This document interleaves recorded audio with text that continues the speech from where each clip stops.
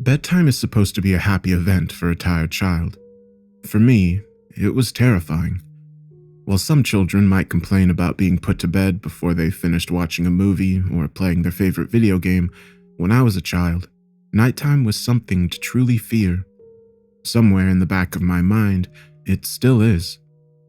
As someone who is trained in the sciences, I cannot prove that what happened to me was objectively real, but I can swear that what I experienced was genuine horror. A fear which, in my life, I'm glad to say has never been equaled. I will relate it all to you now as best I can. Make of it what you will, but I'll be glad to just get it off my chest. I can't remember exactly when it started, but my apprehension toward falling asleep seemed to correspond with my being moved into a room of my own. I was 8 years old at the time, and until then, I had shared a room, quite happily, with my older brother.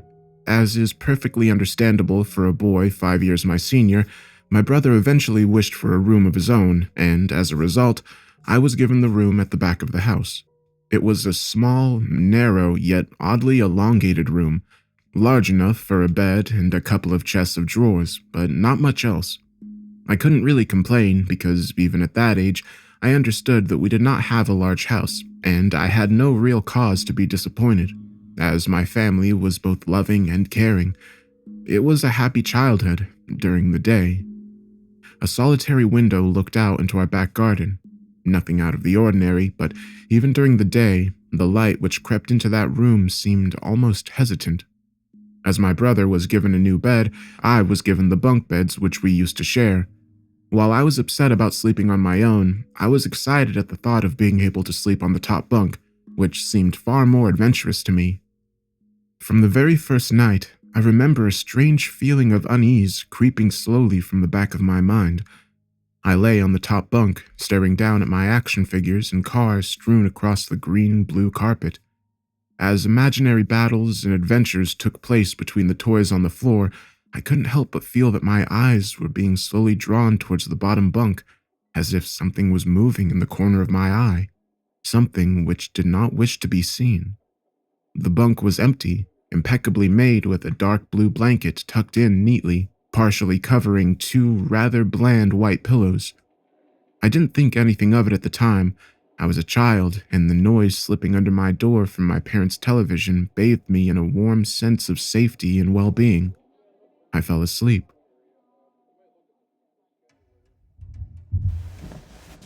When you awake from a deep sleep to something moving or stirring, it can take a few moments for you to truly understand what is happening. The fog of sleep hangs over your eyes and ears even when lucid. Something was moving, there was no doubt about that. At first, I wasn't sure what it was. Everything was dark, almost pitch black, but there was enough light creeping in from the outside to outline that narrowly suffocating room. Two thoughts appeared in my mind almost simultaneously. The first was that my parents were in bed because the rest of the house lay both in darkness and silence. The second thought turned to the noise, a noise which had obviously woken me. As the last of the cobwebs withered from my mind, the noise took on a more familiar form. Sometimes the simplest of sounds can be the most unnerving. A cold wind whistling through a tree outside, a neighbor's footsteps uncomfortably close, or, in this case, a sound of bedsheets rustling in the dark. That was it. Bedsheets rustling in the dark as if some disturbed sleeper was attempting to get all too comfortable in the bottom bunk. I lay there in disbelief, thinking that the noise was either my imagination or perhaps just my pet cat finding somewhere comfortable to spend the night. It was then that I noticed my door, shut as it had been as I'd fallen asleep. Perhaps my mom had checked on me and the cat had sneaked into my room then. Yes, that must have been it. I turned to face the wall, closing my eyes in the vain hope that I could fall back to sleep. As I moved, the rustling from beneath me ceased.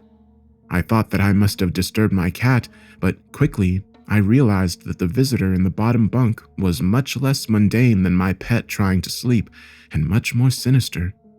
As if alerted to and disgruntled by my presence, the disturbed sleeper began to toss and turn violently, like a child having a tantrum in their bed.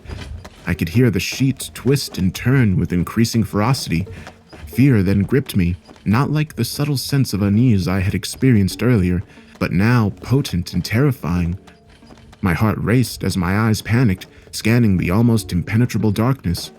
I let out a cry. As most young boys do, I instinctively shouted for my mother. I could hear something stir on the other side of the house, but as I began to breathe a sigh of relief that my parents were coming to save me, the bunk bed suddenly started to shake violently, as if gripped by an earthquake, scraping against the wall.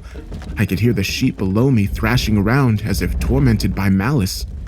I did not want to jump down to safety, as I feared the thing in the bottom bunk would reach out and grab me, pulling me into the darkness. So I stayed there, white knuckles clenching my own blanket like a shroud of protection. The wait seemed like an eternity. The door finally, and thankfully, burst open, and I lay bathed in light while the bottom bunk, the resting place of my unwanted visitor, lay empty and peaceful. I cried, and my mother consoled me. Tears of fear, followed by relief, streamed down my face. Yet, through all the horror and relief, I did not tell her why I was so upset. I cannot explain it, but it was as though whatever had been in that bunk would return if I even so much as spoke of it, or uttered a single syllable of its existence. Whether that was the truth, I do not know, but as a child, I felt as if that unseen malice remained close, listening. My mother lay in the empty bunk, promising to stay there until morning. Eventually, my anxiety diminished. Tiredness pushed me back towards sleep, but I remained restless, waking several times momentarily to the sound of rustling bedsheets. I remembered the next day wanting to go anywhere, be anywhere but in that narrow, suffocating room. It was a Saturday, and I played outside, quite happily with my friends. Although our house was not large, we were lucky to have a long, sloping garden in the back. We played there often, as much of it was overgrown, and we could hide in the bushes, climb in the huge sycamore tree which towered above all else, and easily imagine ourselves in the throes of a grand adventure in some untamed exotic land. As fun as it all was, occasionally my eye would turn to that small window. Ordinary, slight, and innocuous. But for me, that thin boundary was a looking glass into a strange, cold pocket of dread. Outside, the lush green surroundings of our garden, filled with the smiling faces of my friends, could not extinguish the creeping feeling clawing its way up my spine, each hair standing on end. The feeling of something in that room, watching me play, waiting for the night when I would be alone, eagerly filled with hate. It may sound strange to you, but by the time my parents ushered me back into that room for the night, I said nothing. I didn't protest. I didn't even make an excuse as to why I couldn't sleep there. I simply and sullenly walked into that room, climbed the few steps into the top bunk, and then waited. As an adult, I would be telling everyone about my experience, but even at that age, I felt almost silly to be talking about something which I really had no evidence for. I would be lying, however, if I said this was my primary reason. I still felt that this thing would be enraged if I so much as spoke of it. It's funny how certain words can remain hidden from your mind, no matter how blatant or obvious they are. One word came to me that second night, lying there in the darkness alone, frightened, aware of a rotten change in the atmosphere, a thickening of the air as if something had displaced it. As I heard the first casual twists of the bedsheet below, the first anxious increase of my heartbeat at the realization that something was once again in the bottom bunk, that word, a word which had been sent into exile, filtered up through my consciousness, breaking free of all repression, gasping for air, screaming, etching and carving itself into my mind. Ghost. As this thought came to me, I noticed that my unwelcome visitor had ceased moving. The bedsheets lay calm and dormant, but they had been replaced by something far more hideous. A slow, rhythmic, rasping breath heaved and escaped from the thing below. I could imagine its chest rising and falling with each sordid, wheezing, and garbled breath. I shuddered and hoped beyond all hope that it would leave without occurrence. The house lay, as it had the previous night, in a thick blanket of darkness. Silence prevailed, all but for the perverted breath of my, as yet, unseen bunkmate. I lay there terrified. I just wanted this thing to go, to leave me alone. What did it want? Then, something unmistakably chilling transpired. It moved. It moved in a way different from before. When it threw itself around in the bottom bunk, it seemed unrestrained, without purpose, almost animalistic. This movement, however, was driven by awareness, by purpose, with a goal in mind. For that thing laying there in the darkness, that thing which seemed intent on terrorizing a young boy, calmly and nonchalantly sat up. Its labored breathing had become louder as now only a mattress and a few flimsy wooden slats separated my body from the unearthly breath below. I lay there, my eyes filled with tears. A fear which mere words cannot relate to you or anyone else coursed through my veins. I would not have believed that this fear could have been heightened, but I was so wrong. I imagined what this would be like, sitting there listening from below my mattress, hoping to catch the slightest hint that I was awake. Imagination then turned to an unnerving reality. It began to touch the wooden slats which my mattress sat on. It seemed to caress them carefully, running what I imagined to be fingers and hands across the surface of the wood. Then, with great force, it prodded angrily between two slats into the mattress. Even through the padding, it felt as though someone had viciously stuck their fingers into my side. I let out an almighty cry, and the wheezing, shaking, and moving thing in the bunk below replied in kind by violently vibrating the bunk as it had the night before. Small flakes of paint powdered onto my blanket from the wall as the frame of the bed scraped along it, backwards and forwards. Once again, I was bathed in light, and there stood my mother, loving, caring as she always was, with a comforting hug and calming words which eventually subdued my hysteria. Of course, she asked what was wrong, but I could not say. I dared not say. I simply said one word over and over and over again: nightmare. This pattern of events continued for weeks, if not months. Night after night, I would awaken to the sound of rustling sheets. Each time I would scream so as to not provide this abomination with time to prod and feel for me. With each cry, the bed would shake violently, stopping with the arrival of my mother, who would spend the rest of the night in the bottom bunk, seemingly unaware of the sinister force torturing her son nightly. Along the way, I managed to feign illness a few times and come up with other, less than truthful reasons for sleeping in my parents' bed, but more often than not, I would be alone for the first few hours of each night in that place. The room where the light from the outside did not sit right, alone with that thing. With time, you can become desensitized to almost anything, no matter how horrific. I had come to realize that, for whatever reason, this thing could not harm me when my mother was present. I am sure the same would have been said for my father, but as loving as he was, waking him from sleep was almost impossible. After a few months, I had grown accustomed to my nightly visitor. Do not mistake this for some unearthly friendship. I detested the thing. I still feared it greatly, as I could almost sense its desire and its personality, if you could call it that.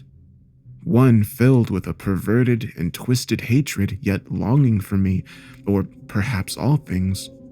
My greatest fears were realized in the winter. The days grew short, and the longer nights merely provided this wretch with more opportunities. It was a difficult time for my family. My grandmother, a wonderfully kind and gentle woman, had deteriorated greatly since the death of my grandfather. My mother was trying her best to keep her in the community as long as possible. However, dementia is a cruel and degenerative illness, robbing a person of their memories one day at a time.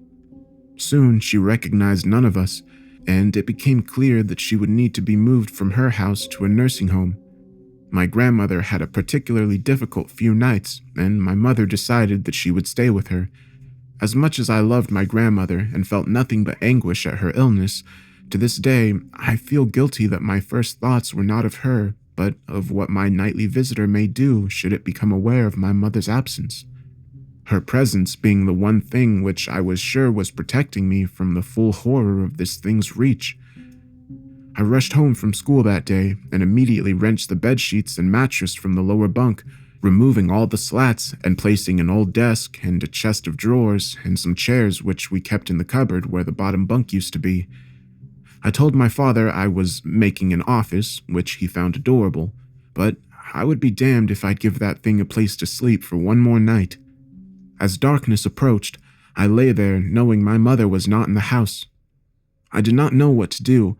My only impulse was to sneak into her jewelry box and take a small family crucifix, which I had seen there before. While my family was not very religious, at that age, I still believed in God and hoped that somehow this would protect me. Although fearful and anxious, while gripping the crucifix under my pillow tightly in one hand, sleep eventually came, and as I drifted off to dream, I hoped that I would awaken in the morning without incident.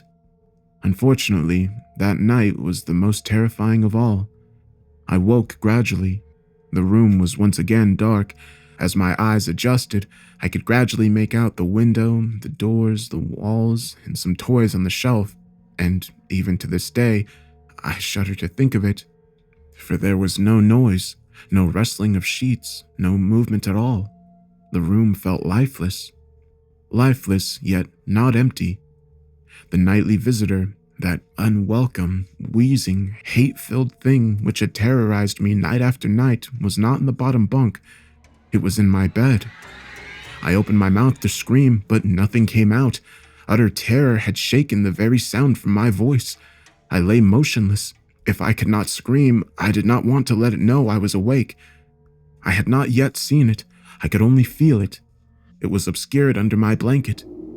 I could see its outline, and I could feel its presence, but I dared not look. The weight of it pressed down on top of me, a sensation I will never forget. When I say that hours passed, I do not exaggerate. Laying there motionless in the darkness, I was every bit a scared and frightened young boy. If it had been during the summer months, it would have been light by now, but the grasp of winter is long and unrelenting, and I knew it would be hours before sunrise, a sunrise which I yearned for. I was a timid child by nature, but I reached a breaking point, a moment where I could wait no more, where I could survive under this intimately deviant abomination no longer. Fear can sometimes wear you out, make you threadbare, a shell of nerves leaving only the slightest trace of you behind. I had to get out of that bed. Then I remembered the crucifix. My hand still lay underneath the pillow, but it was empty. I slowly moved my wrist around to find it, minimizing as best I could the sound and vibrations caused, but it could not be found. I had either knocked it off the top bunk, or it had, I cannot even bear to think of it, been taken from my hand. Without the crucifix, I lost any sense of hope. Even at such a young age, you can be acutely aware of what death is, and intensely frightened of it. I knew I was going to die in that bed if I lay there, dormant, passive, doing nothing. I had to leave that room behind, but how? Should I leap from the bed and hope that I make it to the door? What if it's faster than me? Or should I slowly slide out of the top bunk, hoping not to disturb my uncanny bedfellow? Realizing that it had not stirred when I moved, trying to find the crucifix, I began to have the strangest of thoughts. What if it was asleep? It hadn't so much as breathed since I had woken up. Perhaps it was resting, believing that it had finally got me, that I was finally in its grasp, or perhaps it was toying with me. After all, it had been doing just that for countless nights, and now, with me under it, pinned against my mattress, with no mother to protect me, maybe it was holding off, savoring its victory until the last possible moment, like a wild animal savoring its prey. I tried to breathe as shallowly as possible, and mustering every ounce of courage I could, I reached over slowly with my right hand and began to pull the blanket off of me. What I found under those covers almost stopped my heart. I did not see it, but as my hand moved the blanket, it brushed against something smooth and cold, something which felt unmistakably like a gaunt hand. I held my breath in terror, as I was sure it must have known that I was awake. Nothing.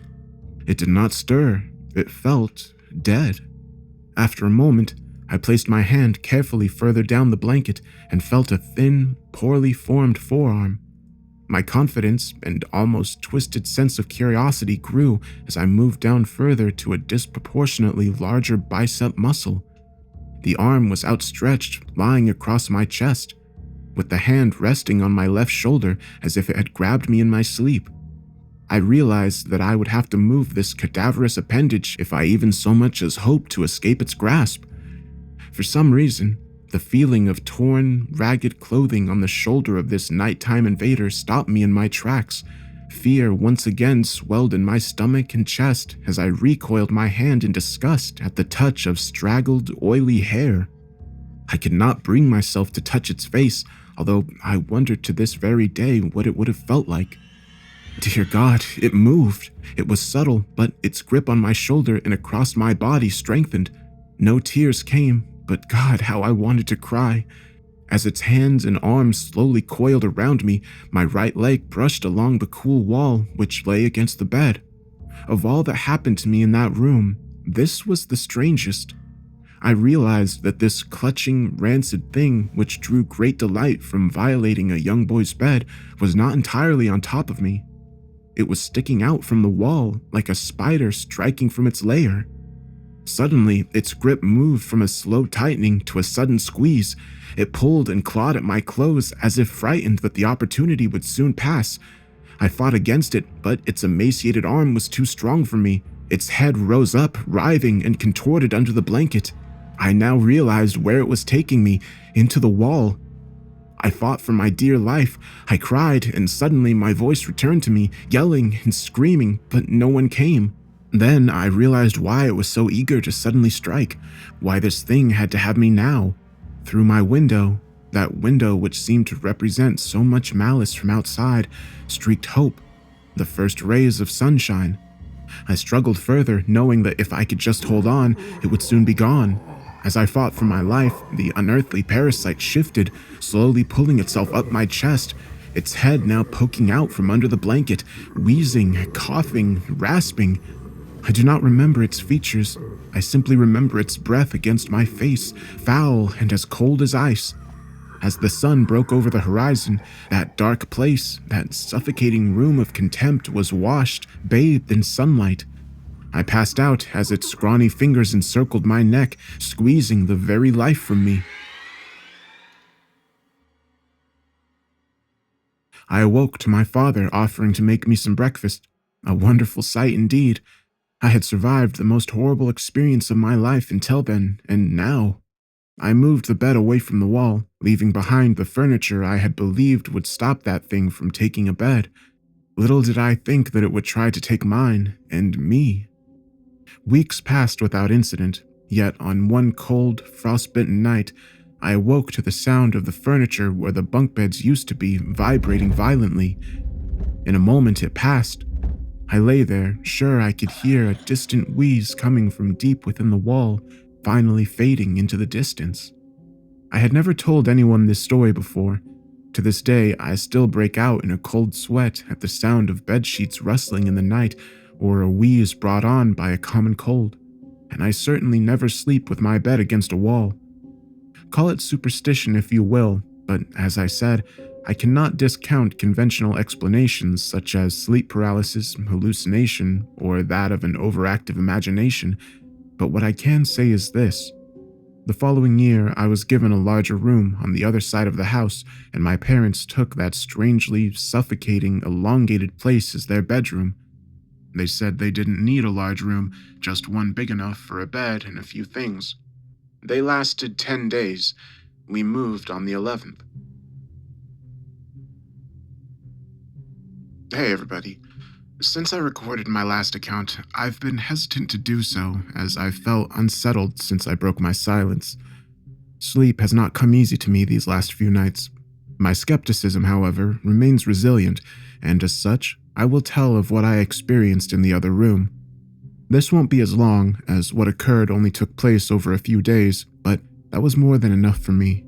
If you recall, after that unwelcomed nightly visitor left me, I was moved into another bedroom a year later. This room was much larger than the previous one and had a warm and welcoming atmosphere to it. Some places feel bad. The room before felt foul, but this one did not. Thankfully, I was given a normal bed. The previous one was taken apart and thrown out. A welcome sight, I might add. I loved my new room. I enjoyed the space for all my toys. I was happy that the place was large enough to have my friends drop by, but most of all, I was relieved to just be out of that uneasy, foreboding part of the house. I slept more soundly than I had in a long time. Of course, I still moved my bed several feet from the wall. I told my mother that I and my friends liked to use the gap between the wall and the bed as a hiding place when we were playing. I woke the next day feeling refreshed and relaxed. As I lay there watching some of my favorite cartoons on a small portable television, I noticed something odd. An old dark brown armchair, which had always been there, sat at the foot of my bed, large and looming. It was frayed and worn, having been given to us by my cousin, but it had been used many times even by then. The chair itself was not unusual, but what unsettled me was that I could have sworn before I went to sleep the chair had been facing away from the bed. Now, in the cold light of day, the chair was facing me. I assumed one of my parents had moved it while I slept, probably looking for something which had been left there before we switched rooms. The second night was not as restful. It was around 11 p.m., and I could hear my parents' television from the other end of the house. The room was largely in darkness, the only illumination an orange hue drifting through my window from the streetlights outside. I lay there, content until I heard something quiet yet unmistakable. At first, I thought it was the sound of my own breath exhaling and inhaling as I rested, but when I stopped for a moment, the quiet, almost inaudible sound of someone else in the room breathing in and out did not cease. It continued, rhythmically and without pause. I lay there in the darkness, but while I was still recovering from the terror instilled in me from my experiences in the previous room, I was not entirely afraid. The breathing was so distant and unlike the wheezing I had heard during my encounter with that thing in the wall that I remained calm, and even at that early age, I believed that it was so subtle that it was probably my imagination playing tricks on me. Still, I took no chances. I stepped out of bed, walked across the room, and turned the light on. The sound was gone. I stared at that old, worn armchair facing the foot of my bed, which was within reaching distance of where I slept, and turned it around to face the other way. I had no real reason to do so, but something about it sitting there filled me with dread. The third night, I was not so fearless. Again, I awoke in darkness. I stared up at the ceiling, which seemed to happily absorb the dim orange light from the street. The tree outside my window swayed in a calm breeze, casting a strange collection of improbable moving shadows across the room. I could hear nothing but the long and distant hum of the city's night traffic. Just as I began to drift back into sleep, I heard it. A creak from the bottom of my bed, as if something had moved or shifted its weight on the floor. I raised my head, peering through the darkness, but saw nothing strange. Everything sat as it had done throughout the day. Nothing was out of place. I cast my gaze across the room, some comics on the floor, a few boxes which had to still be unpacked, the armchair unmoved, still facing away from the bottom of my bed. There was nothing sinister here. I was now fully awake, glancing over at my television, considering whether or not to enjoy some late-night TV. I'd have to keep the volume low, of course, as my older brother would hear it in the next room and no doubt tell me to switch it off. Just as I sat up fully in bed, I heard it again. A low creak accompanied by a sound. The sound of the slightest of movements. I looked again at the room. The dim orange shadows cast by the leaves hanging by my window now took on a more menacing form. I still saw no reason to be afraid. I stared at the chair at the end of my bed and saw nothing unusual about it. It's quite common for the mind to take a moment to fully come to terms with what it's seeing. It takes time to put the full horror of what is in front of you together into a moment of cold, bitter realization. Yes, I was staring at that old, worn armchair in the dark, but what I was also staring at was the person sitting in it. In the dim light, I could only see the outline of the back of its head, the rest obscured by the spine of the chair. I sat motionless, staring, praying, hoping that my eyes were being misled by their surroundings. The slow creak of movement as it shifted in its battered throne chilled me to my very core. This was no mere trick of the dark. Then, it shifted onto its right side. I knew what it was doing. It was turning around to look at me. It was difficult to make out, for even in that room it seemed darker than everything around it. I saw what looked like a collection of long fingers slip over the crest of the chair, and then another. The room was silent but for the sound of this thing shuffling in its seat and the crash of my racing heart. At first, I could only make out the outline of its forehead, but then it began to rise up, revealing 2 pinpoints of light in the dark recesses of its deeply set eye sockets. It was staring at me. I screamed, and within a moment my brother and mother came into the room, switching the light on, asking if I had another bad dream. I sat speechless, barely acknowledging them, staring intently at the now empty armchair. I was only in that room for another few days before we suddenly moved. I saw nothing for the remaining nights, except for my last sleep in that room where I awoke to the warm air of something breathing into my ear. I jumped out of bed, turning the light on. The slow, rhythmic breath of something unseen remained louder than before. I spent the rest of that night on the couch in the living room. 2 years later, I slept soundly in my bed in our new house. There had been no other incidents, and I was sure I had left behind whatever strangeness had plagued me in that little average suburban home. I was, however, left one parting gift. My tormentors, and in my opinion, the watcher in that armchair was a different entity than the thing in the elongated room, had one last surprise in store for me. Like an animal claiming its territory, I was not entirely out of their grasp. For one last terrifying moment, I felt the presence of those things. I lay there, sound asleep, 2 years since those horrifying experiences. I was in the throes of a nightmare and suddenly, happily, found myself awake, safe and sound in my bed. The room was darker than usual. I breathed a sigh of relief, as one does when waking from a nightmare, but the room was so dark.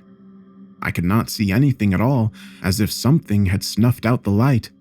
I chuckled to myself, realizing that I must have pulled my blanket up over my face while sleeping. The cotton blanket felt cool against me, but the air was a little too warm, almost stifling. Just as I was about to remove the blanket for some air, I heard it. For the last time, I heard it. The rhythmic breathing of the watcher at the end of my bed. Fear gripped me, followed by anger and despair. Why could I not be left alone? I then did something most peculiar. I decided to speak to it. Perhaps this thing did not mean to harm me. Perhaps it was unaware of the terror it had caused. Surely a young boy deserved some mercy. As the breathing grew louder and closer, I began to cry. I could feel its presence on the other side of the blanket, its breathing hanging over me like a stagnant wind. Through the tears, I uttered 2 words which surely would put an end to all of this. Please, stop. The breathing began to change. It became more animated, quicker somehow. I could hear something shuffling next to me, standing close by. The breathing then moved, first back to the foot of my bed, then slowly across the room, through the door, into the hallway, and then gone. Half crying, half elated, I lay in the still darkness, my face still covered by the blanket. You may consider this a victory of some sort, but I do not. If those things were real, I know now that their intentions were not misconstrued. They were twisted, filled with malice. I would normally never use such a word to describe anything, but it's as close to evil as I hope I ever come. How do I know that? I'll tell you how. Moments after that thing seemed to have left the house, something pressed forcefully down on top of me, pushing the blanket with great strength against my face. I could feel a large hand with long fingers wrapping the covers around my skull, its nails imprinted upon me like razor-sharp ridges. I managed to slip down into the gap between the bed and the wall, quickly making my escape, clamoring and screaming out of my room, waking my family. Make no mistake, that thing in the darkness tried to smother me to death. It's been a few days since my last update on this. I had been compelled to silence, gripped by the irrational fear that somehow, even after all these years, should I speak of it, all those things would seek me out once again and wreak havoc on my life. In the name of science and reason, I confronted those fears and set out to vanquish those tormented memories once and for all by sharing them with others, exposing them for what I believed they were, the delusions of a troubled child. I have held on to my skepticism and rationality for dear life.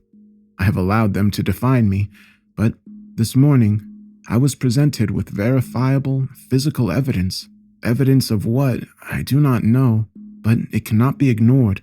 And it seems strange to me that the last few days have been so tainted by apprehension and misfortune after finally breaking my silence that I can no longer rely upon entirely conventional explanations.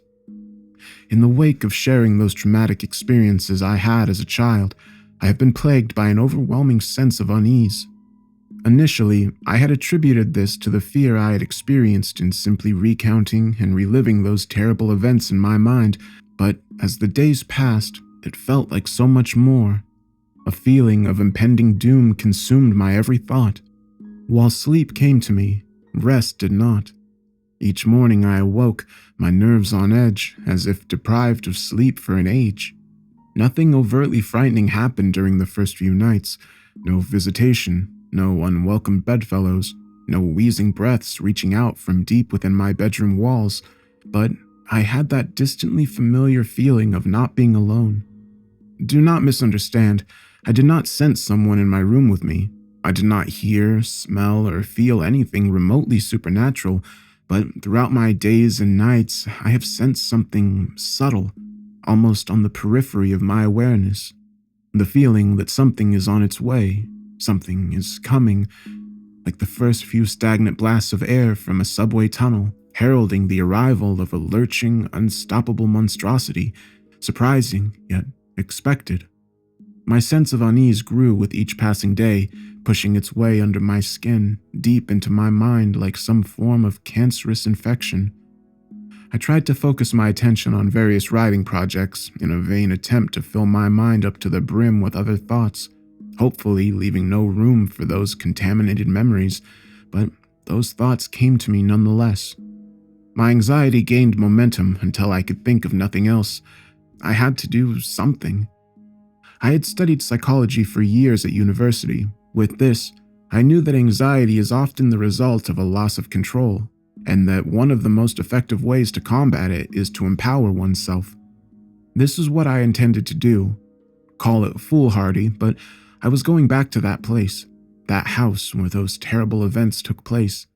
I was going to confront those memories and expose them for what they were, nonsense. It was an hour's drive to my old home, but it was one filled with elation. I was confident, at ease, happy. I was in control now, and nothing was going to get in my way from showing that place I had feared my entire life was nothing but an average, humdrum, harmless little suburban house. Gleefully negotiating the country roads and then motorway, finally I made it to the city. Gradually, the streets began to take on a familiar appearance. Memories of playing in that neighborhood came flooding back to me. A play park with my favorite slide, an ash pit where we used to play football, my schoolyard filled with hide and seek and friendships long since abandoned but never forgotten. My mind wandered through those memories, wandered so much so that before I realized it, I was pulling into the street where I had once lived. The road was long and disappeared far into the distance, finally entering into a sharp, blind turn. It was an old neighborhood, and had been planned and built long before the advent of a car. This was evident by the narrowness of its roads, creating a strangely claustrophobic feeling, as if the houses on each side rose up, leering at passers-by. I slowed my speed and cast my eye over each house that I passed. It was a uniform place, with every house looking not too dissimilar. My heart suddenly began to beat faster as a cold chill crawled up my spine. There it was. There was the house. It was late afternoon, and the street was quiet, almost lonely. I stared at that little place, wondering how such an ordinary home could have instilled so much fear in me. I initially intended to only look at the house from afar, confirming it to me as a material construction, entirely explicable and removed from anything uncanny. But as I parked, I took a deep breath, and before I knew it, I was out of my car, walking towards that old metallic gate. its once bright floral shapes now darkened by age, flaking deep green paint, revealing nothing but rust beneath. I ran my fingers over its uneven top, and with a subtle grasp, I pushed it open. Walking along the path, I was shocked at how disused the garden was. I thought to myself how much of a waste of a good lawn it was, which was all but obstructed by a thick mosaic of weeds and other invasive species. But as I neared the house, I realized why. It was unoccupied. Once again, a shudder crept through me, but as my anxiety rose up, I crushed it with my rational mantra. The simplest of explanations is usually the correct one. I assumed that due to the current economic climate, that the house had probably just been on the market for some time, and that the owner wasn't too aware of the old sentiment that the first bite is with the eye. But as I looked around, I could see no for sale sign, nor one to rent. It genuinely seemed as though this house had been forgotten, abandoned, and left to rot. The windows at the front of the house were filthy, and as such, almost impossible to see through.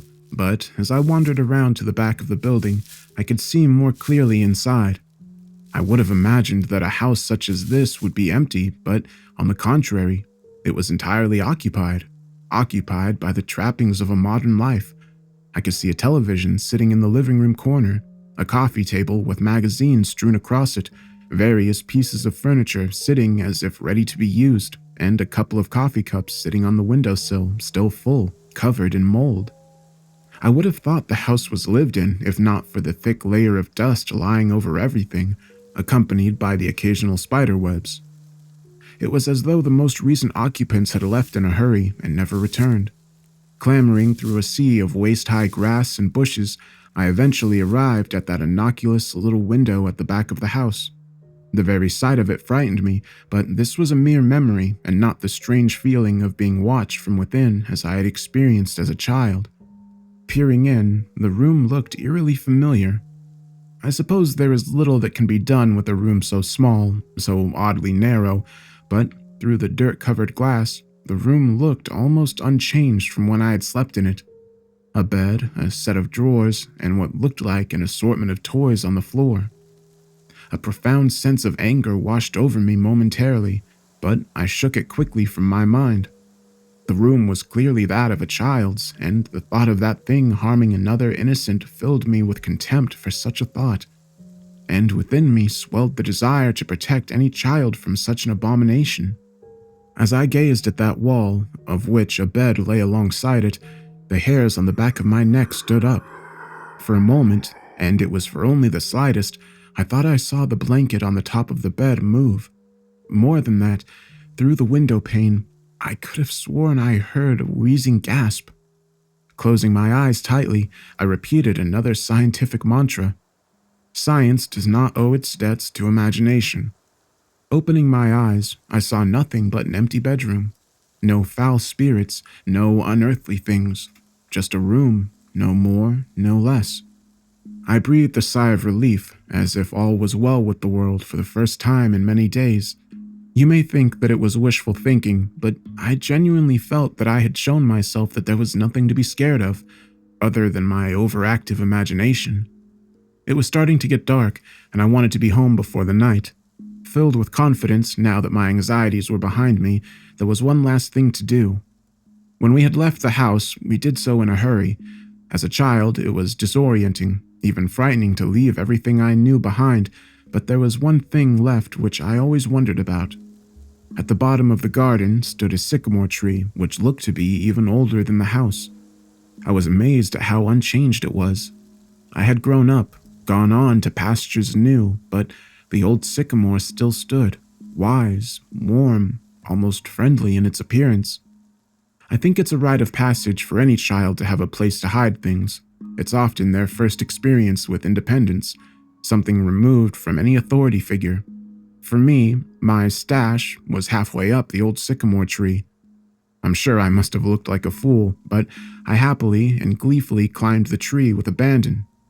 The configuration of the branches had changed in places, but overall, the happy memories of playing amongst the limbs of the old sycamore tree, of having a little place of the world to myself away from everyone else, seemed vivid, as it was remarkable how much remained unchanged. Halfway up, I caught my breath and smiled to myself. In the central trunk of the tree lay a hollow. Whether it was created by an animal, or perhaps the tug of a gale on a weakened branch long ago, I do not know, but it was where I kept things. If I found something which I was sure would be taken from me for being inappropriate, into the hollow it would go. The truth is, though, the majority of the items inside were not very interesting, mostly just toys and rarely exotic pieces of contraband like a slingshot or some smoke bombs. I had no reason to hide toys, but when I was young, it felt very adventurous to have a secret. The hollow was dark and filled halfway with rotting leaves, no doubt deposited there from countless autumns. Nevertheless, I reached deep inside to see what remained. I couldn't believe it. I had found a toy that I had hidden there before we moved all those years ago. I could feel the plastic in my hand, its sharp edges unmistakable, but the leaves and darkness of the hollow obscured its view from me as I struggled to remove it from the thick, wet mixture of rotting leaves and rainwater. It seemed to be caught amongst a collection of small twigs. The reason I was so excited was that I knew when we moved I had left one of my favorite toys behind, a small plastic World War I soldier. It may not sound like much, but I had grown up on my family's stories of my grandfather's adventures during both wars, and while he had passed away before I was born, I would often act out exaggerated versions of the stories with small soldiers in the role of the hero, my intrepid grandfather. At the time, I thought a hollow the perfect hiding place for a soldier. My delight, however, quickly turned to horror. I felt sick to my stomach, for as I pulled the soldier out, I realized it was not my toy, but something else entirely. Stuffed into the back of the hollow amongst the sludge, and now in my hand, was the skeletal remains of a small animal. The bones crunched together in my grip as the few small flakes of hair and flesh left on it putrefied between my fingers. I almost lost my balance as the rotten and potent smell of death escaped through my moist grasp, invading my senses. I climbed back down carefully, dejected. There was nothing else in the hollow. My toy was gone, probably taken by another child during the subsequent years. What remained of the poor animal I buried under some loose earth in the garden. I left that place immediately. Despite my unfortunate encounter in the hollow, I still felt empowered. That I had actually plucked up the courage to revisit that place, to see how ordinary it really was, made me feel in control once more of my faculties. I did not, at the time, require anything more than a conventional explanation. I said goodbye to the old neighborhood, to that bad memory once and for all, and began to make my way home. By the time I had driven onto the highway, something had begun to filter through the back of my subconscious.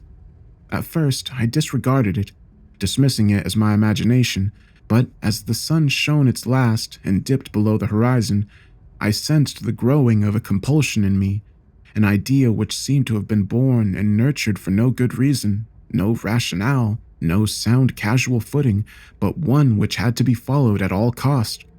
I must get home. I increased my speed, zipping sporadically between the slower cars on the motorway, looking in the rearview mirror, keeping an eye on what might be following. I had to get home. Again, I drove faster, constantly looking behind as if racing some unseen pursuer. 70, 80, 100 miles per hour, I tore along the road. I honked, I yelled, and sweat lashed off of me. What was happening to me? All I knew was that I just had to get home.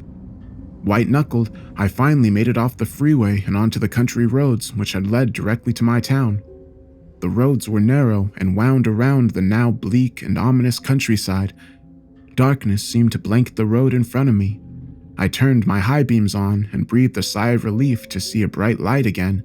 The manic anxiety which had seemed to grip me on the road appeared to have diminished. However, I still glared into the rearview mirror more often than I should have, just to make sure that there was nothing following me. What a ridiculous thought, to think of something chasing my car, to put myself and others in danger by speeding down the road. It's madness. Still, madness or not, I had felt compelled to get away as quickly as possible, and even though I had managed to collect my nerves, the loneliness of the road I was on fueled my yearning for my own town, my own street, my own bed. Nervously, I traversed the web-like winding roads which seared through the countryside, feeling relieved at the first sign of a streetlight, of civilization, and of the boundaries of my town. I pulled up outside my house, switching the engine off, and sat for a moment in silence. I had to stop all this nonsense. Things coming out of the walls, watchers smothering me at night, looking into someone's window like a prowler, all of this was lunacy. Tomorrow I would start fresh. No more recordings about my childhood experiences, no more reliving of dread-filled nights. Just getting back to normal, carrying out my work, spending time with my girlfriend, and most of all, reaffirming my belief, faith, and confidence in science and rationality. Then, the thing in the back seat leaned over, grabbed me by the shoulder, and breathed the foul, rancid breath from deep inside its lungs down the back of my neck. I screamed for the door, my arms flailing around, looking for the lock. Fear possessed me, shook me. A fear from all those years ago, lying awake at night in that sickening room. The inside of the car had grown much colder, but that was nothing compared to the icy fingers burrowing into my shoulder. I honestly thought I was going to die, that this thing would finally get its way after all this time. The door handle popped in my panicked grip, and I fell out of the driver's seat onto the pavement. For the briefest moments, I thought I caught a glimpse of something in the back seat. The form of an old man, yet twisted and distorted, grinning from ear to ear. Luckily, there was no one around, as had there been, I would have appeared a mad fool, for the car was empty. I grabbed the keys from the ignition and booted the door shut with my foot, locking it for the night. I staggered down the path and into my house. I'm not going to lie to you, but I drank myself to sleep that night. You may recall that I said I had evidence, actual physical evidence of something unnatural. You might be wondering what that evidence is. Well, I could say it was the marks on my shoulder that made me shudder with fear, or I could tell you that my bedroom window, lying pried open this morning by what looked like claw marks, had left me dreading tonight, or any other. But no, none of that scared me as much as what I saw today upon waking. Sometimes the most frightening of messages are the most simple, for lying on my chest as I awoke this morning was a toy soldier. The soldier I had hidden in that hollow all those years ago returned to me as an adult, bitten in half. Last night was the most heart-wrenching and frightening of my life, so much so that I can barely bring myself to contemplate it. By now, I will have submitted what occurred during my visit to that cursed place I once called home, a visit which heralded the return of my childhood fears. No matter what foul thing befell me then, nothing could have prepared me for last night. After waking up to the chilling sight of that toy soldier bitten in half, I found that my window to my bedroom was slightly ajar. On closer inspection, it looked entirely as if the window had been pried open from the outside. The latches were bent back, out of position, as if subjected to an unrestricted, unbound brute force. From the outside looking in, I could see 3 indications where the unwelcomed housebreaker had used some kind of tool to leverage the window unnaturally away from its latch. What was peculiar about those markings was that they seemed to cut across the outside of the window frame like an old, uneven razor, unlike a crowbar or other implement which may have merely left a dent where it would have been used as a wedge to force the window open. Nothing had been stolen, and I attempted to rationalize the markings on the window as human-made and not claw-like as they appeared to be. The toy soldier returned to me so violently I could not explain. My heart sank at the very thought of it. I knew it was a message, but it seemed to me to be more of a twisted joke, announcing the arrival of my childhood predator, rather than something to be puzzled over or interpreted. I spent the morning checking out each room of my house and its contents. Nothing was missing. I could only hope that whatever that fiend had been in the backseat of my car the previous night, that it only wished to frighten me one last time and then be on its way. Perhaps its reach would be weakened so far from my childhood bedroom. It is all too easy for any sane person to persuade themselves that a traumatic event is something more benign, but in this instance, I could not. That broken toy was not a mere joke, but a promise that it would return, for what I did not wish to know. My thoughts naturally tumbled inwards and back to those terrifying nights I had as a child. I was now reintroduced to the apprehension of bedtime, the longing for the day, and the anxiety of night. Like an old and restless enemy, my fear grew throughout the day, festering inside of me, leading to strange and ominous thoughts about the consequences of unwittingly bringing that thing home. Do not misunderstand me. My fear was not simply for my own safety. As a child, I believed my nightly visitor was transfixed and consumed by wanting me, but I did not feel that my loved ones were in any danger. This, however, had changed. I did worry. This time, I did feel nothing but fear for my loved ones because, you see, I do not live alone. My girlfriend and I moved in together over 2 years ago. I have caused enough damage now that I do not wish to speak her name and will simply refer to her as Mary. Mary and I had a happy existence, and in fact, we were very, very much in love. This coming Christmas morning, I was going to propose to her, but that beautiful moment has now been bitterly taken away from me by that rancid abomination. I knew that Mary would be home that evening. She works in events and promotions, and as a result, is often away from home for days at a time, traveling around the country, coordinating various conferences and exhibitions. I do not complain about this, and she and I both know that I am a solitary character, and that the odd days of solitude normally do me good, allowing me to dive headlong into my writing, absorbing each and every word undisturbed. Despite this, I always miss her, and with the events of the past week, reliving those torturous nights and then allowing them to return, I had missed her far more. She arrived around 6 p.m. I greeted her with a smile, a warm embrace, and a passionate kiss. I tried to hide my perturbed state of mind from her. Mary knows me better than anyone I've ever met and immediately inquired, "What's wrong?" I tripped and fumbled through my words as I explained to her that I had written a story about my childhood and that exploring those dark and twisted memories had left me distraught.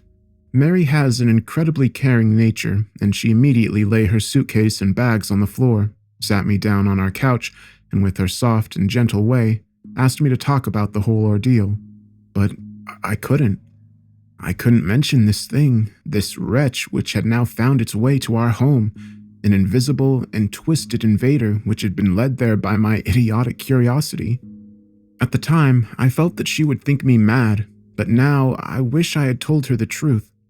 If there's one thing more damaging to a relationship than a lie, it's a half-truth. Not because it is deceitful, but because it is a corruption of the truth, perverted and abused to suit the teller's needs. I told her my half-truth. I told her about my story, that of the thing in my narrow room and the watcher at the end of my bed, but that is where the truth ended and the lie began. I deliberately and deceitfully mentioned that it was of course just my imagination as a child, and neglected to talk of my experiences of returning to that house. Knowing that she would see the damaged window latch and claw marks, I spun my web as I told a grand tale about waking up to a burglar attempting to break into our house and having to chase them away. I was quite the hero. I lied to her, and she showed me great sympathy and kindness for my deception. I was embarrassed by the truth then, and I am ashamed of my lie now. If I had been truthful, then perhaps we could have faced this menace together, but instead, that thing took advantage of my dishonesty and put a wedge between us. The events of last night desecrated the most important thing in the world to me.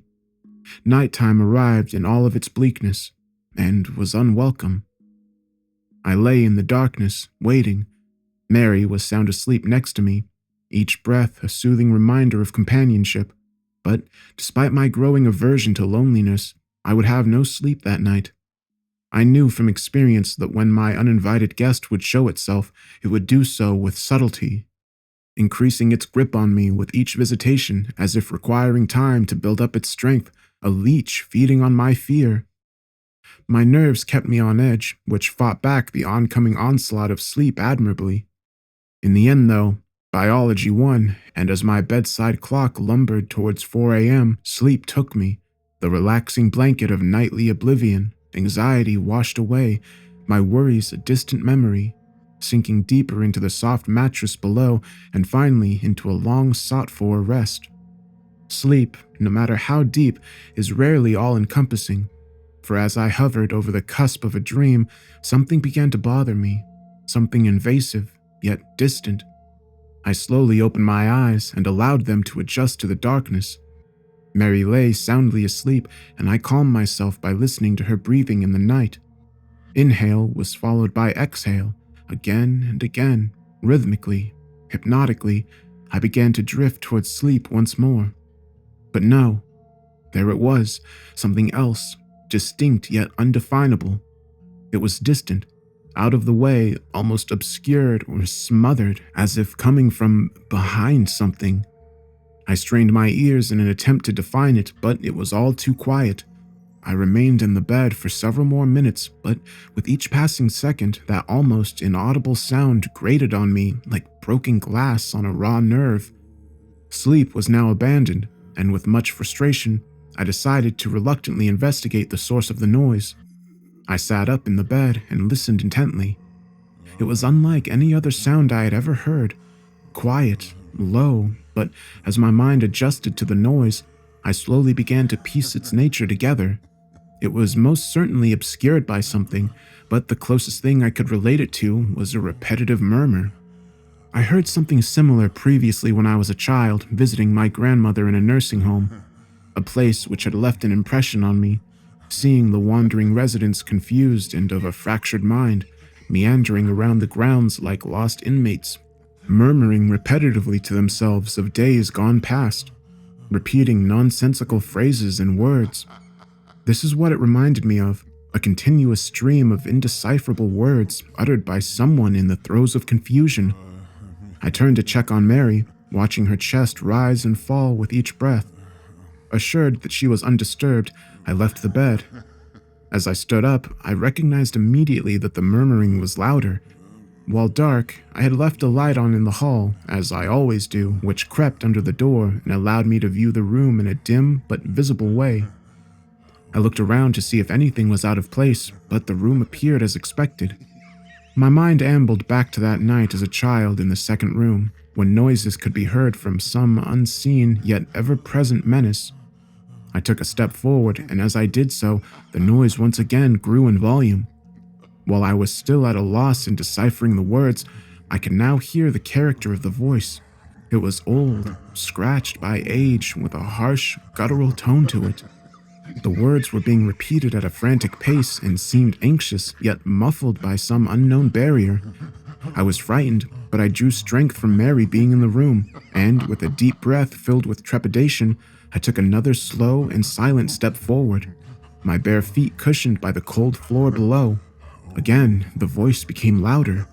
I wasn't sure if I was imagining it, but I could have sworn that it had become more agitated as I drew closer.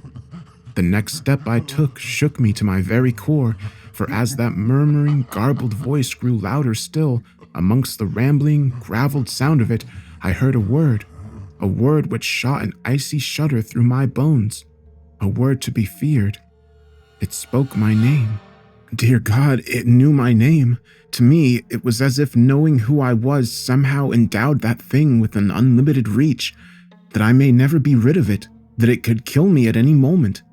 Something suddenly caught my eye, a movement accompanied by a ruffle of cloth.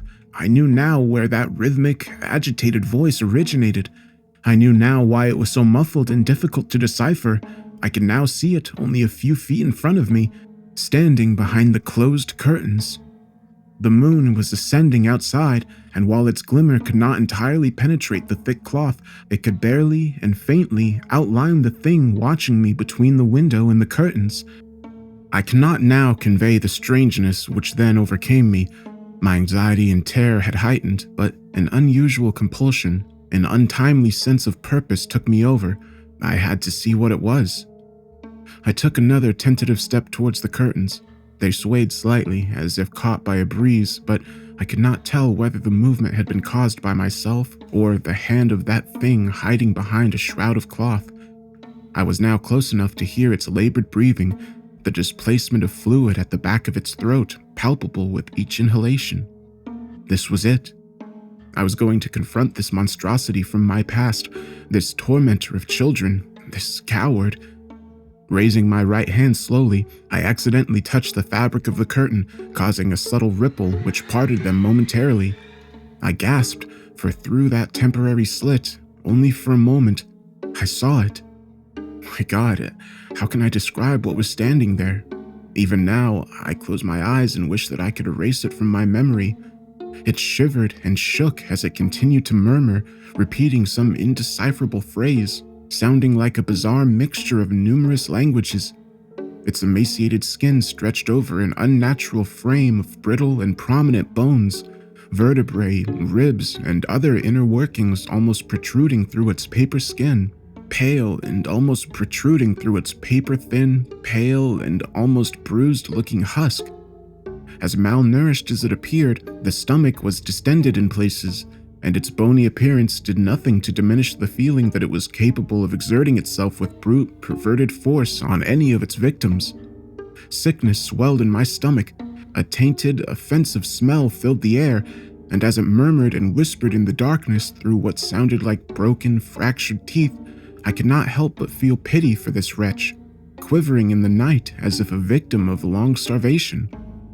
I quickly came to my senses and realized that this thing was not to be pitied, but feared, not to be understood, but exposed. It was not shivering because it was cold, it was shaking with excitement, like a drug addict anticipating their next dose. Standing there, contemplating what I had just seen between the curtains, I once again prepared myself to remove its shrouded cloth protection and to reveal it for what it was. As I once again raised my hand to draw the curtain, something caught my attention. Its incessantly confused, gravelly, and inarticulate whispers squeezed through that broken mouth and uttered the three most terrifying words I have ever heard. Look behind you. A cold breath slid down the back of my neck. Momentarily, I froze, but love is a powerful motivator. Had I been on my own, fear would have taken me, shaking any possibility of resistance from my mind, but with Mary sleeping soundly in the same room as that thing, shielding someone I loved from that wretch was my only thought. I turned around slowly, and as I did so, I could hear it wheezing, gasping, groaning for air. At a quarter turn, I could smell its breath. The stench of death hung in the air, plague-like and foul. Then I heard another voice. It was not that horror in the darkness, but Mary. She let out a scream which startled and distressed me to my very core, a scream which will haunt me for the rest of my days. I turned quickly and laid eyes on it, but it wasn't behind me. It was on the bed. It writhed and rasped, wheezing in delight, its bony spine curved with the anguish of countless years, protruding through a ragged, torn piece of cloth which hung loosely over its torso in a vain attempt to appear almost human. But was it human? Had it once been human? I sprung forwards towards it, grabbing, hitting, and pulling at that thing with every ounce of my strength. Its loose skin slipped through my hands. It squeezed and forced Mary's face into her pillow with glee.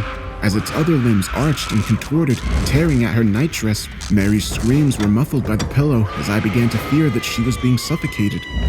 I shouted, I yelled, I pleaded with that thing to leave her alone, to take me, to do anything it wanted, but that only served to animate the fiend to even greater depths of depravity. It was hurting her, cutting her, my beautiful Mary. Suddenly, it stopped attacking her, but it still kept one of its brittle, gangly, and gaunt, yet weighted hands on the back of Mary's head, pushing her face further into the pillow. I had my hands around its putrid neck, trying as best I could to strangle the beast, but my efforts were in vain. Its scrawny frame belayed its overpowering strength. I watched in sickly disbelief as it began to run its cadaverous fingers through Mary's hair, slowly and almost with affection. I could now hear the twisting and cracking of bone, the popping of cartilage, the snapping of tendons. Thank God it was not coming from Mary. I was now on its back with my arm wrapped around its throat and my chin rubbing against the abrasive skin of its shoulder. As its spine dug sharply into my stomach, it twisted its head in an entirely inhuman way. Its neck clicked and groaned under the strain with every arthritic movement as if hindered by 1,000 years of rigor mortis. It was now looking at me. I have heard it often said of some people that they cannot see the forest through the trees. But now I truly appreciate that sentiment. So close was I to its black, icy stare that I could not take in its surrounding features. I increased my grip. I swore, I screamed, I would have torn its throat out if I could, but it was all in vain as it continued to run its scrawny fingers through Mary's hair nonchalantly while looking at me. I don't think I'll ever truly recover from the sound that seeped through its grin. A wheezing sigh, a grunt, something which sounded very close to a sinister, otherworldly laughter. As its face touched mine, its eyes stared deep into me. Not even my reflection was returned. 2 looking glasses into a sanctuary for the dark, devoid of light, happiness, and love. It was staring as if it wished to say something, as if it was trying to communicate a simple idea to me. Malice. With a retching, stuttered, and violent movement, it tore an entire fist of hair from Mary's head, leaving behind an open wound. Then it was gone. Mary did not scream, she merely whimpered. I turned the bedside lamp on, but no words of care or sympathy could console her. She wept uncontrollably. The bed was soaked in blood which had seeped from the numerous scratches on her back and the large cut where an entire section of her hair had once been. I hugged her, told her that everything would be all right, then she looked at me. Looking at her tear-filled eyes, I knew what she thought immediately. She thought that I had attacked her, that I had done those terrible things to her. Of all the experiences I have had, the look of betrayal, disgust, and contempt on Mary's face will remain the most painful. She is gone. After composing herself, she gathered up some things and left. I tried to explain. I tried to tell her everything that had been happening, but she would not listen. Who would believe such a preposterous story? She simply said that she would not call the police, but that if I ever attempted to contact her, she would do just that. To her, I was the aggressor, not that thing. As she left, she turned to look at me one last time and then burst into tears. I know now that I have lost her forever. The woman I love more than anything on this earth thinks that I am a violently hideous human being. If only she could understand that whatever did this, it was not human, and if it ever was, it had long since abandoned that nature. It was 5 a.m. when Mary left. It's 9 a.m. now. I am sitting here in the cold light of day at my kitchen table, recording this so that there is some record of what has transpired, so that people know, so that Mary knows, that whatever happens, that whatever occurs from here on in, that it was that despicable creature from my childhood, from that cursed, narrow room all those years ago, which rained this misery down upon me, upon us. I must now dispense with the sentiment. I could easily sit here mourning the loss of my relationship with Mary, or I could allow myself to be overcome with fear, to do nothing, but that simply will not do. I can hear the laughter of my neighbor's children outside. At different stages in my life, I remember that same feeling of joy and happiness from something as simple as playing with friends, or climbing a tree, or kissing the woman you love, or even drifting off to sleep at bedtime to dream of what could be, in the safety of a happy family home. Memories, only memories. I fear I will never experience that happiness again. This thing has broken me, but I am resolute. Whatever that hideous wretch has in store, whatever it desires to do with me, I will not allow that thing to harm another person or to invade another child's life as it did mine all those years ago. There isn't much time now before it gets dark, before it returns. My plans are made, and with any luck, they will succeed. But I wish I could say we will speak again, but I think that is unlikely. I hope you understand what must be done, because tonight, I'm going to kill it. I was released by the police less than 2 hours ago, and I'm compelled to record the events of the past day and night as quickly and accurately as possible. In some ways, I want to forget, but I know that I cannot. I know that I should not. For my own sanity, I must divulge what has happened. It is far too important. Should I ever allow myself to be swayed by the mechanical, rational nature of the world once again, these words should serve to remind me what is unseen is both mysterious and frightening. After Mary left, I knew that I had lost her forever, but rather than be consumed by depression and inaction, I was invigorated by one purpose, by one thought, by one idea that I knew I had to carry out. I had to destroy that thing, for I could not allow the chance that it may one day hurt my loved ones or desecrate the innocence of another child. I also knew that I faced death, but feeling that I had already lost everything, that was a small price to pay. It is said that revenge is a dish best served cold, but having waited my entire adult life to be rid of this thing, its memory and the shadow that it's cast upon me, I met the proposition of killing this fiend, this corrupt and perverted force, with a smile on my face. That night it would be dead, even if I had to drag it to hell with me. Busying myself for the next few hours, I packed a bag and wrote a letter to Mary and my family explaining what had happened and that they weren't to blame. I phoned my mother and father, then my brother, just to hear their voices one last time. I did not let on, though, that I may never speak to them again. My mother's intuition led her to ask if everything was all right. I smiled and told her that I loved her before reluctantly saying goodbye. At about 7 o'clock, I made my way out to the car. The sun had already set and the street seemed eerily quiet, as if the scene of an unattended funeral. I sat in the driver's seat, leaving the door on the other side open, awaiting my most unwelcome passenger. By 9 o'clock, nothing out of the ordinary had happened. The place remained deserted, and the cold night air flowing through the open door was beginning to bite. As I sat there, contemplation echoed through my mind. I ruminated on the nature of this cadaverous parasite. One question rose out of the sea of thoughts, towering above all else, unmoving and continuous. Can you kill something which is already dead? I did not know if this was a thing of the grave or some unworldly specter which could be considered alive in some way, but just as I was reevaluating my plan, there it was. It was subtle at first, but there was a small, almost indistinguishable shift in the suspension of the car. It was in the car with me. Unseen, yes, but there nonetheless. As I heard the slightest of whispered breaths from the back seat, I leaned over and calmly closed the passenger door. I turned the key in the ignition, and as I pulled out of the street, I could have sworn I heard a quiet yet distinctly malicious snicker, as if someone was mocking me. Did it know what I had planned for it? Our destination was not far, but the roaming hills rose up and diminished with regularity, a stark reminder of the ominous isolation of night. Occasionally on the way, I could hear something from behind, but I refused to look for that thing in the dark. Patience. It would not be long before I would confront it. The irony hit me. I was worried about scaring off the same thing which had terrified and tortured me as a child. I had to be resilient, and so I drove carefully and calmly through the countryside, swamped by darkness, hoping that my unearthly passenger would not suspect me. I arrived. The wheels of the car struggled and slid on the undergrowth as I headed off the narrow country road. The landscape had opened up, and as I looked at the broken and rotting trees around me, I felt that it was fitting to come to this bleak place in the cold night to destroy that bleakest of things.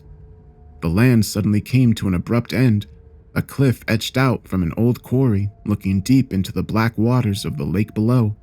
The cliff edge was relatively flat and had in fact at one time housed a road which had subsided into the lake decades earlier. The local kids would tell stories about vengeful ghosts of those killed, but they were just stories. Or perhaps they weren't. In the past, I would have disregarded such tales, but who would believe mine if I told it to them now? I switched off the engine and parked several meters away from the cliff edge, switching off any lights and composing myself for what would come. I sat in the car for what seemed like a lifetime, the only company given to me by the occasional splash of water against the cliff below. I waited. This thing was smart, of that there was no doubt. It had toyed with me, relishing the pain and torment it had caused as only something of a coldly frozen intellect could. For this reason, I knew it would suspect me, and perhaps even flee if I brought the car too close to the cliff's edge. I had to wait for it to attack, let it feed, let it revel and gorge itself on me. Perhaps then it would not notice as I slowly plunged the car into that dark, icy water below. I was going to drown the bastard. I had appraised the potential consequences in my head and reasoned that there would be a moment, a singular moment, where I would have a slim opportunity to escape from the car just before it reached the edge. Mary and I used to go there occasionally, a place to be together away from everything else, and it did not look as stark during a summer's day. I therefore had the place in mind and knew it well. The drop was at least 30 feet to the depths below, and I did not want to be in that car as it hit the water, nor trapped inside with that abomination. I waited. Then I heard it, slowly at first, then increasing in rate and volume, a rasping, wheezing breath from behind. Strangely, it sounded more labored than before, each breath a struggle filled with fluid, rotten and decayed. A shiver ran up my spine, a rank, foul smell began to fill the air. The breath drew closer from behind. My heart began to race, beating hard and fast as I looked up and saw the windscreen begin to ice up from inside. I could see my breath. I turned slowly. I was staring at it, and it at me, hunched over, covered in darkness, contorted, gaunt hands seized as if fighting rigor mortis. It slowly moved towards me. One bony leg cracked and groaned as it slid over me. It pulled itself in close to me, and through a shard of light provided by the moon, I saw its face. Skin hung from its ragged features.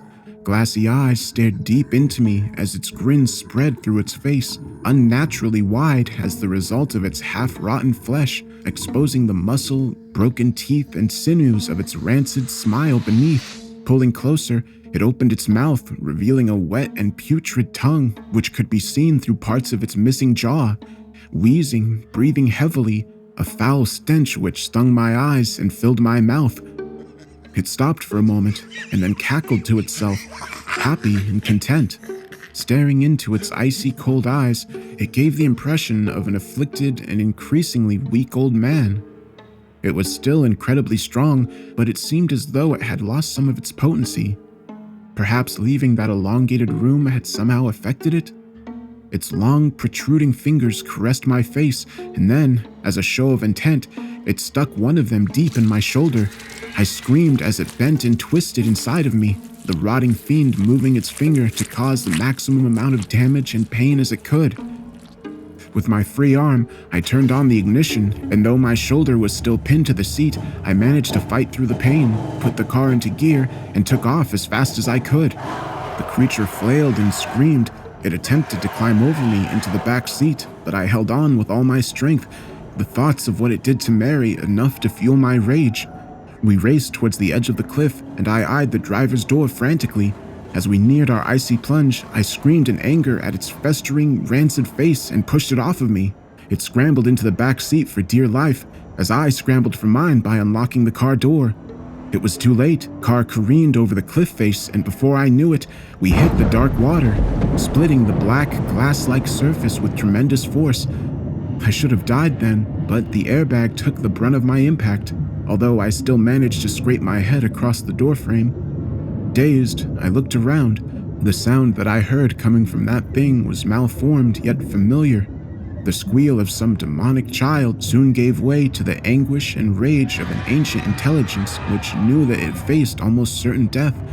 The water was frozen and poured through the now twisted open car door with such force that it winded me. I gasped for air as my unwilling prey now did. It writhed and twisted as it looked for an exit. Spying the open door, it pulled itself through the water towards me. I curled up my fist and smashed it into the thing's face. Pieces of rotten flesh flaked off under the impact as dark black liquid oozed from the resulting wound. Again, it attempted to get past, and I knew that to keep it in the car long enough to drown, that I would have to die with it. I felt numb as the frozen water slipped over my chin. My heart struggled against the cold, and with a sudden surge, I was submerged and had breathed my last. I held my breath, but only to compose and ready myself for an icy, suffocating death. I hoped that it would not be painful. My thoughts returned to Mary and my family. An all-consuming sense of sadness and despair overcame me.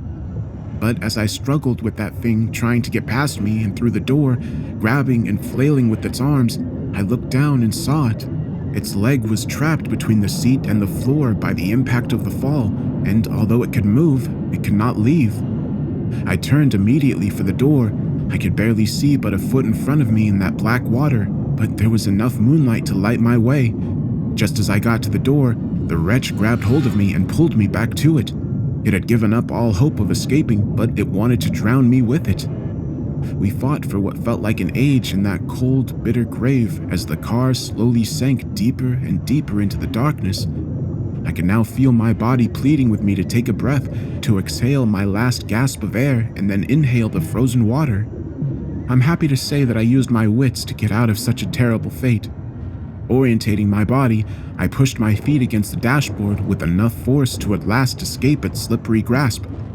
I do not remember much else, bar the anguished and hate-filled scream that my tormentor let out as I left it to die at the bottom of that icy lake. I found myself walking through the wilderness, cold, wet, but alive.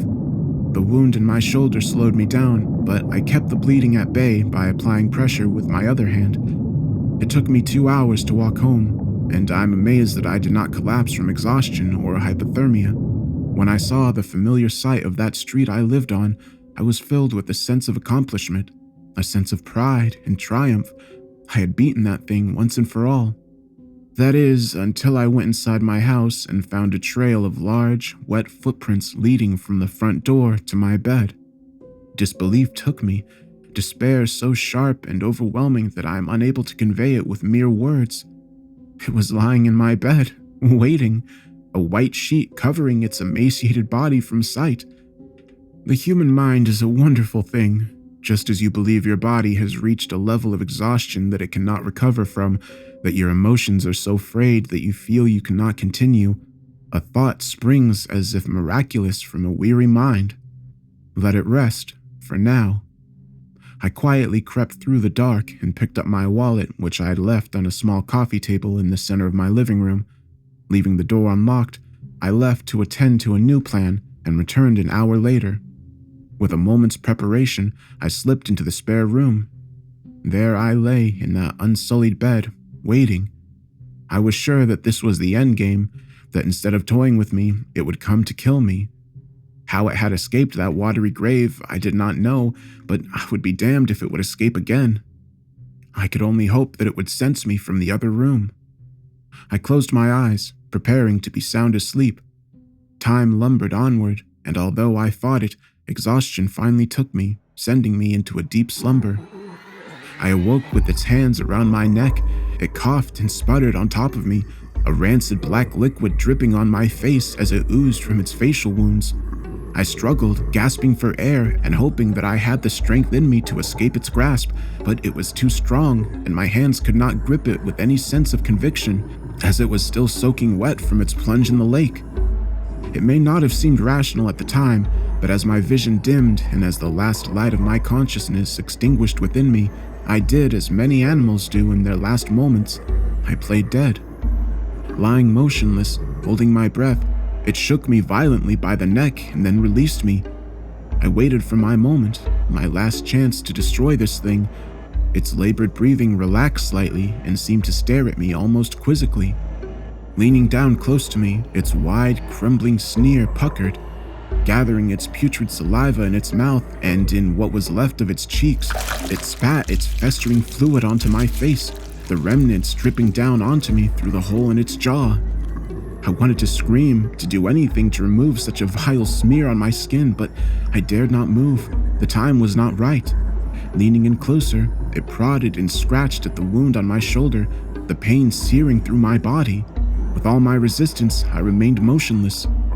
Then, it slowly and patiently slid 2 of its long, distended fingers into my mouth. The taste was overwhelming, rancid, rotten. The arthritic clicking of its knuckles shook my resolve. As it arched its back in glee, it suddenly pushed its fingers down into my throat. I gagged, in instinctive reaction. Instead of being shocked, a garbled laugh emanated through its broken teeth as it thrust its fingers deeper into my mouth. I felt its cold, hard flesh scraping against the inside of my throat, pleading without words for it to stop. I rolled onto my side, using its weight against it, and finally managed to break free. I fell onto the floor, its long reach grasping at my feet. I kicked and screamed, and at last was free.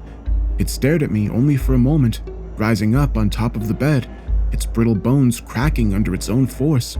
It now towered tall and gaunt, ready to pounce. This thing had terrorized me since I was a child, attacked Mary, and broken my life. I would not stand for it anymore. As it groaned, shrieked, cracked, and contorted, readying itself to pounce, in one swift motion, I removed a blanket from the floor, revealing a bucket filled with gasoline, which I had bought in that short time of preparation. I threw it as hard as I could, the liquid splashing all over that horror in the bed. It grinned at me, mocking my very existence, making light of my pain and the agony it had caused. From my pocket, I pulled out a lighter, lit it, and threw it onto that wretched thing. It writhed and screamed in agony, parts of its flesh crumbling away, searing into nothing in front of my very eyes. That was the last thing I remember. Thankfully, a neighbor heard the screams and saw the smoke and called the fire department. I spent several hours in the hospital being treated for light smoke inhalation and the painful burns to my hands. It still hurts now, but it will heal. Perhaps there will be a few scars, but I can live with that. I was arrested shortly after on suspicion of arson. I told them that someone had broke in and that the fire had started accidentally, but they found no remains, nor any evidence that someone else was there, except a strange outline of a figure etched deep into the bed and wall. It looked as though whatever had been there had attempted to escape, but I do not think it accomplished this. A weight has now been lifted from my shoulder, one which I now realize was always there, since I was a child, in fact. I believe that thing had an effect on me, even from a distance, and now that it is gone, I feel whole again. I'm devastated that I've lost Mary, and my house can be written off, as I'll probably be charged with arson after they realize I started the fire. My hands ache, as does my shoulder, but my spirit does not. I'm recording this from a hotel room. It's small and unassuming, but it will suit my purpose. Tonight, I intend to sleep and dream as I did as a child before that wretch invaded my life.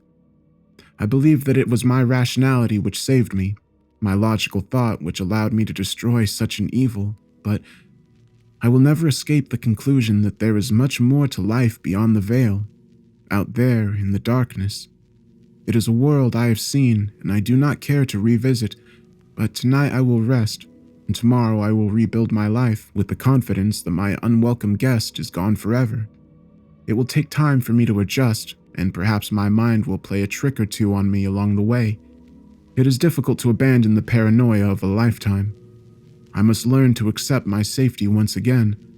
I refuse to be looking over my shoulder for the rest of my days, but I will always be cautious, as I was when I was in the hospital this morning, lying on a bed in a quiet ward. I thought I felt the bed shake for the briefest of moments, but I know that it was just my imagination. I am glad I have recorded my experiences. It has illuminated much about myself to me, and most importantly, should anyone ever, God forbid, find themselves in a similar situation, then maybe you will know what to do. Now it is bedtime, and I must rest, for I have never known a weariness such as this. Good night, and sleep tight.